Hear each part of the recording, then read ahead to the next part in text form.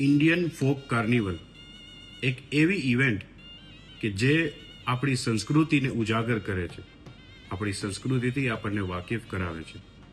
આપણા ગુજરાતના અને દેશનું ગૌરવ એવા જોરાવરસિંહ જાદવ સાહેબ પદ્મશ્રી, એમને આ વિચાર આવ્યો અને એમના સન નરેન્દ્રસિંહને એમ થયું કે આ એક બીડું ઝડપવું જોઈએ.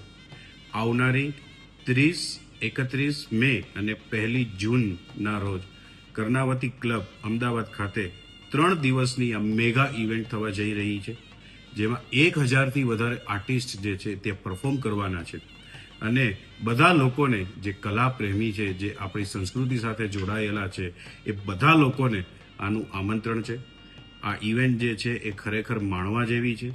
એક આવનારી જનરેશન માટેનો પણ મેસેજ હશે કે કેવી તાકાત આપણી સંસ્કૃતિની અંદર છે. મને એક વખતનો એક કિસ્સો યાદ છે કે નૌશાદજી જે છે એમની પાસે વેસ્ટર્નમાંથી 2 લોકો આવે છે ને ક્લાસિકલ મ્યુઝિક શીખવા આવે છે. ત્યારે નૌશાદજી સરપ્રાઇઝ થઈ જાય છે, એવું કહે છે કે લોકો વેસ્ટર્નાઇઝ તરફ જઈ રહ્યા છે અને તમે ક્લાસિકલ મ્યુઝિક તરફ કેમ આવો છો? ત્યારે એ બંને લોકોએ કીધું હતું કે हमारा जो संगीत है वो सिर्फ शरीर को नचाता है, आपका जो संगीत है ना वो आत्माओं को नचाता है. આવું આપણી એક તાકાત છે આ કાર્નિવલની અંદર. ઘણી બધી આપણી સંસ્કૃતિની વાતો જે છે એ ત્યાં આપણને જોવા મળશે અને આખા હિન્દુસ્તાનની અંદર હરેક સ્ટેટનું બેસ્ટ જે કલ્ચર હોય એ ત્યાં રિપ્રેઝેન્ટ કરવામાં આવશે.